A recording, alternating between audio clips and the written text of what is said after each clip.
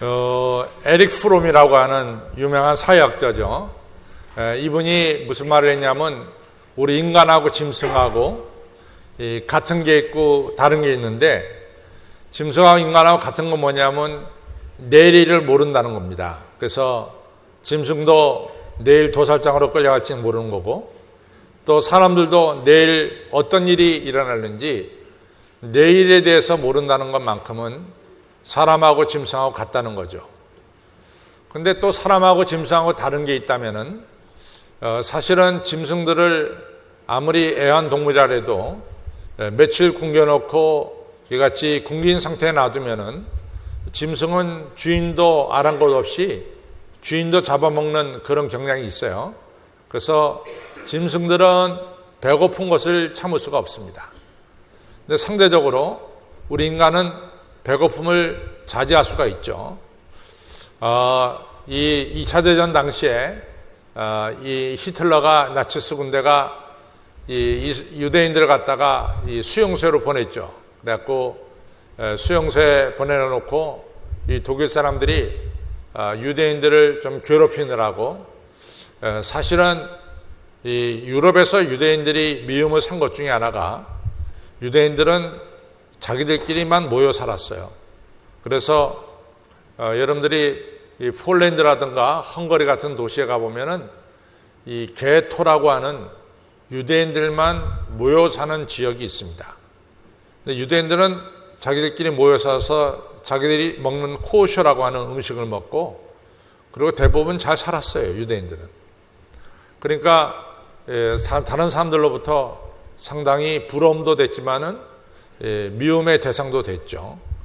그래가지고 이 독일 군대가 유대인들을 갖다가 철장소에 집어넣고 며칠을 굶깁니다. 며칠을 굶겨놓고 그 다음에 빵을 갖다가 그 안에 던져놓으면은 유대인들끼리 그 배고팠다가 빵이 던지니까 먹으려고 서로들 달려들어서 빵 가지고 이렇게 서로 다투고 먹으려고 짐승처럼 같이 달려드는 것을 보면서 바깥에 있는 독일 군대 군인들이 이같이 조롱하고 웃었어요. 근데 그 며칠 지나서 그 철장소 안에 유대인 중에 지도자 한 명이 일어섭니다.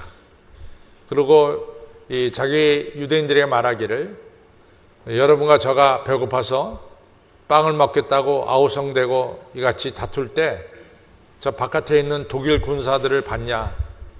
저들이 우리를 비웃으면서 쳐다보고 있다. 우리가 저들에게 비웃음의 대상은 되지 말아야 된다. 이렇게 얘기를 했어요. 그 다음번에는 이제 철장소 안에 빵이 떨어졌을 때 유대인 중 어느 누구도 며칠을 굶었지만은 빵에 손을 대는 자가 없었습니다. 이처럼 인간은 자제할 수 있는 능력을 가졌어요. 상대적으로 짐승들은 집에서 아무리 사랑 주고 키운 이 애완용 동물이라도 이 배를 굶겨 놓으면은 이 짐승은 언제 주인을 갖다가 물을는지 모릅니다. 그것이 짐승하고 사람하고 다른 거죠. 여러분들 또 다른 게 있어요. 여러분들 이 짐승들 중에 이같이 지능지수를 좀 살펴보니까 짐승들 중에 지능지수가 제일 나쁜 게 제일 낮은 게 뭐냐면 개미더라고요. 개미는 1이야. 지능지수가. 닭이 얼마냐? 닭이 10입니다. 그래서 우리가 닭이 그렇게 지능지수가 높지 못하죠. 고양이는 얼마가 되느냐? 고양이는 한 45 정도 된대요. 고양이, 호랑이들은. 그러면 개는 얼마가 되느냐? 개는 고양이보다 머리가 좋아요. 55에서 한 60 된대요. 그러면 개보다 더 머리가 좋은 게 누구냐? 그것은 바로 돼지랍니다. 돼지가 한 70이 넘는데요. 그래서 실제로 돼지가 머리가 좋답니다. 그 다음에 또 머리가 좋은 게 어디가 머리가 지능지수가 높냐면 돌고래 있죠. 돌고래. 이 돌고래가 90 정도 된대요. 90. 그 다음에 짐승들 중에서 가장 머리가 좋은 게 뭐냐면 보나보 침팬지. 보나보 침팬지. 침팬지 중에서 보나보 침팬지가 지능지수가 얼마가 되냐면 120이 된대요. 120. 웬만한 사람보다 나아요. 웬만한 사람보다. 웬만한 사람보다 낫습니다. 120 정도 되는데. 제가 이제 공부를 샌프란시스코에서 했기 때문에 저희 집은 로스앤젤레스고, 그래서 이제 샌프란시스코 갔다가 공부하고 내려올 때는 이제 5번 프리웨이를 타고 내려올 때도 있고 101번 프리웨이를 타고 내려올 때도 있어요. 101번. 근데 101번 프리웨이를 타고 내려오면 이 태평양을 끼고 내려가는데 거기 내려가다 보면 몬트레이라는 곳이 있어요. 몬트레이. 몬트레이에 우리나라 이 외교부 분들도 많이 가서 공부를 하고 또 우리나라 군인 장교들도 몬트레이 와서 많이 공부하는 곳이 몬트레이인데, 몬트레이로 가다 보면은 그 어느 해안가에는 정말 한 10,000마리 이상 되는 돌고래가 거기 있어요. 그래서 거길 지나가면 이 돌고래 냄새가 막 팍 풍겨납니다. 짐승 냄새가. 그래서 이제 돌고래가 거의 뭐 10,000마리 가까이 이게 돌고래들이 모여 있거든요. 근데 거기 이제 IQ 다 90짜리들이 모여 있는 거예요. IQ 90짜리들이. 근데 거기 아무리 눈을 뜨고 쳐다봐도 거기 신전이 없어요. 신을 섬기는 장소가 없어요. 또 보나보 침팬지가 서식하는 곳에 아무리 뒤져봐도 거기는 신을 섬기는 신전이 없습니다. 그러나 사람이 이같이 모여 사는 곳에는 어디를 막론하고 신전이 있습니다. 그래서 우리 조상들이 모여 사는 곳에도 신전이 있어요. 여러분들 우리가 옛날에 우리 조상들이 이 언덕에 성황당 만들었잖아요. 성황당도 하나의 신을 경외하는 마음에서 돌을 쌓아두는 거예요. 그러니까 사람이 사는 곳에는 신전이 있습니다. 이 얘기는 뭐냐? 하나님이 사람을 하나님의 형상대로 창조했다. 이 말은 뒤집어서 말하면은 사실은 인간이 정말 천하를 주고도 바꿀 수 없는 이 존귀한 자다. 이런 뜻도 되지만은 동시에 인간은 신과 관계 속에서 살아간다. 이런 뜻도 됩니다. 그래서 사람이 모여 사는 곳에는 늘 신을 찾고자 하는 이런 마음이 있습니다. 여러분 알다시피 헬런 켈러 잘 알잖아요. 헬런 켈러가 난지 9개월 만에 병이 걸렸는데 그 병이 헬런 켈러로 하여금 이 시력, 앞을 못 보게 만들었고 청력, 못 듣게 만들었어요. 그래서 9개월 때부터 어린 헬런 켈러는 보지도 못하고 듣지도 못하는 이 장애를 가지고 자라나기 시작합니다. 10살 때가 됐을 때 이 아버지 엄마가 앤 설리반이라고 하는 과외 선생님을 붙였어요. 그래서 앤 설리반으로부터 교육을 받습니다. 그래서 10살 때 처음으로 이 헬런 켈러가 모래 손에다가 물을 넣어주면서 앤 설리반 선생님이 이것은 워터다. 손은 느낄 수 있으니까 눈은 못 보지만은 그래서 그 다음부터 처음으로 이 단어를 이야기하기 시작했어요. 워터라는 단어를. 그러면서 이제 말을 배우다가 어느 시점쯤 되니까 이 헬런 켈러가 대화를 다른 사람하고 충분히 나눌 수 있을 정도로 이같이 능력이 자라났어요.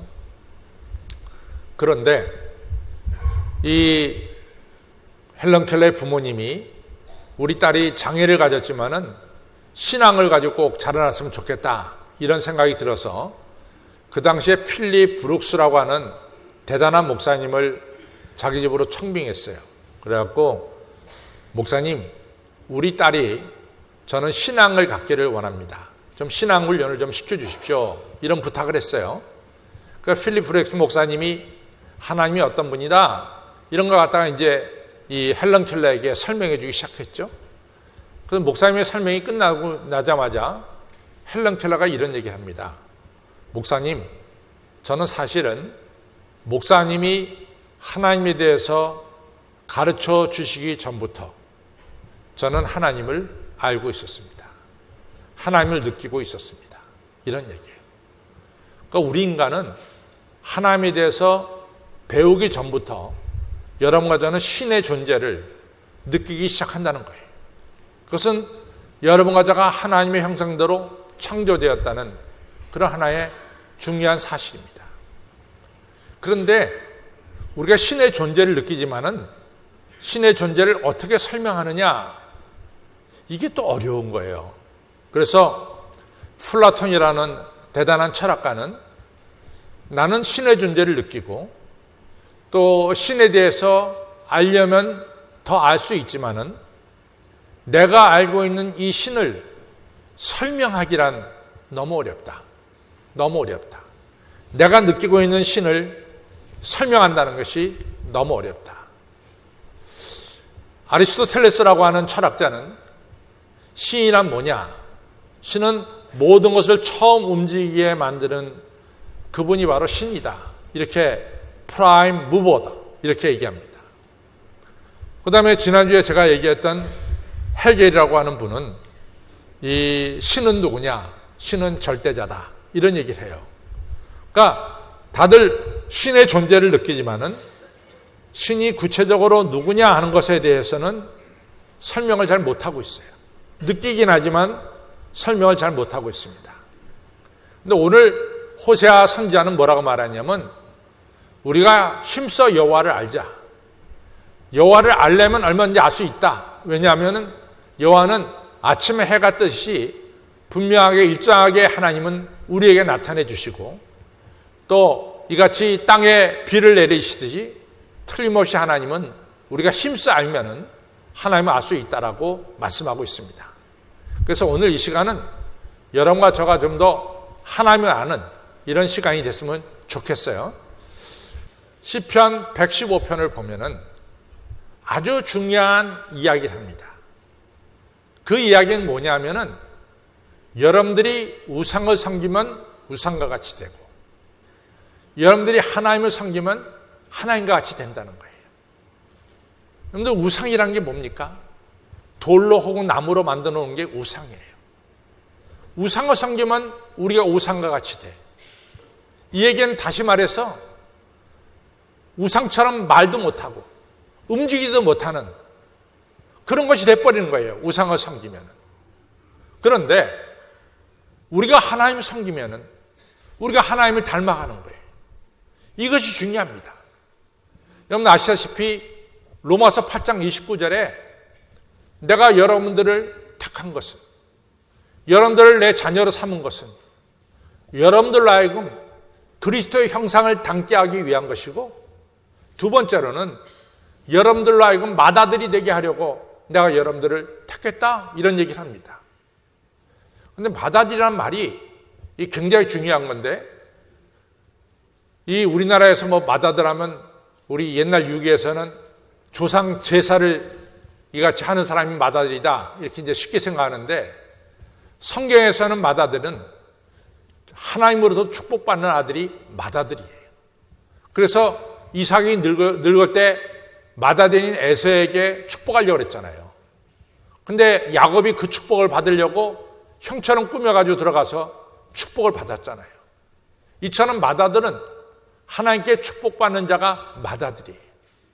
그래서 로마서 8장 29절은 여러분을 택한 이유는 여러분과 저로 하여금 그리스도의 형상을 닮아가기 위해서 택했고 두 번째로는 여러분과 저를 축복해 주시기 위해서 택했다. 이렇게 말씀하고 있습니다. 우리가 하나님을 안다는 것은 얼마나 큰 축복인지 몰라요. 첫째는 하나님을 알 때는 여러분과 저가 이같이 영생을 얻게 되는 것이고 또 하나님을 알게 될 때 여러분과 저는 구원의 확신을 갖게 되는 것이고 세 번째로 여러분과 저가 하나님을 알게 될 때 여러분과 저는 오늘 맏아들처럼 축복을 받게 되는 거죠. 마태복음 16장에 보면은 예수님께서 가이사라 빌립보 집에 갔을 때 제자들이 묻습니다. 세상 사람들이 나를 누구라냐?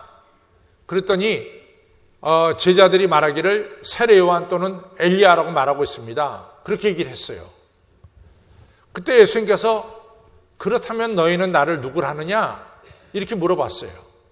그랬더니 베드로가 나서 하는 말이 주는 그리스도시요 살아계신 하나님의 아들입니다. 정답을 얘기했어요. 주는 나를 구원한 구세주고 그리고 천지를 지으신 하나님의 아들입니다. 대답을 했어요. 예수님 뭐라고 그랬었어요? 바, 요나, 시모나.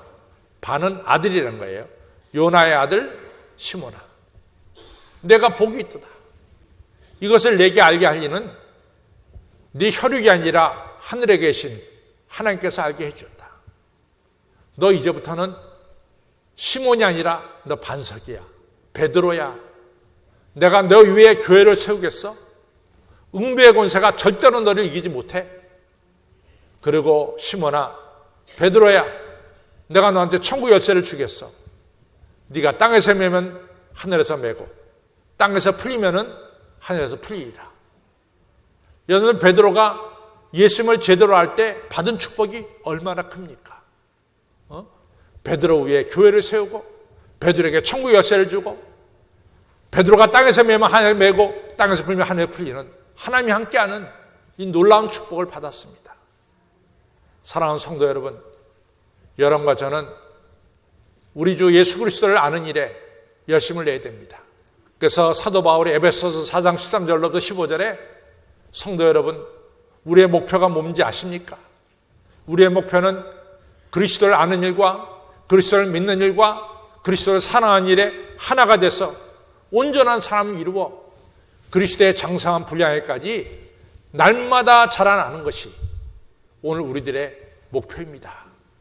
이런 중요한 얘기를 했어요. 사랑하는 성도 여러분, 여러분과 저는 힘써 여호와를 알고자 애쓰는 성도님들이 되시기를 바랍니다. 여호와를 안다는 것은 축복이에요. 근데 우리가 어떻게 여호와를 알 수 있을까? 이게 중요해요. 아시다시피 우리가 누가복음 19장에 보면은 삭개오가 나와요. 근데 삭개오는 사실 예수님을 그렇게 알고 싶었어요. 정말 예수님을 알고 싶었어요. 그런데 예수님이 여리고로 오신다는 거예요. 삭개오가 너무 기뻐가지고 꼭 예수님을 이번에 만나야 되겠다. 이런 사모하는 마음과 간절한 마음이 있었어요. 근데 사람이 원체 길가에 많이 나오니까 삭개오가 예수님을 뵐 수가 없었어요. 그 삭개오가 너무나 예수님을 만나고 싶으니까 그 사람이 여리고 지방에 이같이 세무소장임에도 불구하고 높은 지위를 가졌음에도 불구하고 체면 다 떨쳐버리고 뽕나무 위로 올라갔어요. 왜? 한 가지밖에 없어. 나 예수님 보고 싶다 이거죠? 그 뽕나무 위에 올라갔어요. 예수님이 지나가시다가 그토록 예수님 뵙고 싶어하는 삭개오를 지나칠 리가 없죠. 삭개오 올라간 나무 밑에 서서 삭개오야 삭개오야 내려와라. 내가 오늘 내 집에 유하해야 되겠다. 그렇게 해서 예수님이 삭개오 집에 갔다가 삭개오가 축복받게 되고 오늘 우리에게까지 삭개오 이름이 전해지게 된 겁니다. 절대로 여러분들이 그냥 있어서는 하나님을 알 수가 없어요. 하나님을 알고자 하는 사모하는 마음이 여러분들에게 있어야 돼. 나 좀 하나님을 알고 싶다. 나 주님을 좀 더 알고 싶다. 이런 마음이 없이는 알 수가 없어요. 여러분과 제가 간절한 마음으로 하나님 알고 싶은 마음으로 설교도 듣고 하나님 알고자 하는 마음으로 성경도 읽고 하나님 알고자 하는 마음으로 기도도 하고 좀 더 사모하는 마음으로 간절한 마음으로 하나님께 나아갈 때 여러분과 저의 눈에는 하나님의 역사가 보이기 시작하고 여러분과 저의 몸에는 하나님의 사랑이 느껴지게 될 줄로 믿습니다. 아무쪼록 여러분들 오늘 그래서 호세아가 그러잖아요. 힘써 여호와를 알자. 힘써 여호와를 알면 알 수 있다는 거예요. 왜냐하면 하나님이 일정하시다고 얘기해요. 아침에 해가 뜨듯이 하나님 분명하게 우리가 힘써 알려고 하면 하나님을 능히 알 수 있다는 거죠. 그래서 하나님을 알게 될 때 우리가 상처도 받았지만 상처도 치유받게 되고 우리가 어려움도 겪었지만 어려움도 해결되는 이런 역사가 일어난다는 거죠. 모세가요, 정말 위대한 모세가 왜 위대하냐면 모세가 출애굽기 33장에 보면은 모세가 이런 얘기를 해요. 하나님, 좀 더 저 하나님 알고 싶습니다. 사실은 모세만큼 하나님을 가까이 한 사람이 없었거든요. 근데 모세가 내가 하나님 정말 알고 싶습니다. 그래요. 그러면서 하는 말이 모세가 감히 하나님께 저 하나님 얼굴 뵙고 싶은데요. 나 하나님 영광을 좀 보고 싶은데요. 그랬더니 하나님 뭐라고 말씀하냐면 모세야 내 얼굴을 보고 살 자가 없다. 너 내 얼굴을 보는 순간 넌 죽어. 그러니까 내가 너한테는 얼굴은 안 보여주지만은 내 등을 너에게 보여주겠다. 그러면서 모세가 하나님의 등을 본 사람이에요. 누가 하나님의 등을 봤냐고? 모세가 봤어요. 모세가 왜 봤냐고? 모세가 간절한 마음으로 하나님께 요청했기 때문에 본 거예요. 우리에게 이러한 사모하는 마음, 간절한 마음이 여호와 하나님을 더 분명히 알게 되는 이러한 축복을 받는다는 것을 꼭 기억하시기를 바랍니다. 여호와 하나님을 알게 될 때 아브라함이 창세기 22장에 이 모리아산에서 자기 아들 이삭을 바치려고 했어요. 이삭에게 제물로 칼을 드는 순간 한 소리가 들렸어. 이삭 손대지 말라. 그럼 하나님 어떻게 제가 하나님께 번제를 드립니까? 네 뒤를 돌아봐라. 뒤로 보니까 어린 양이 하나 걸려 있어. 어린 양을 잡아서 하나님께 번제를 드렸습니다. 그때 아브라함이 한 말이 뭡니까? 여호와 이레다.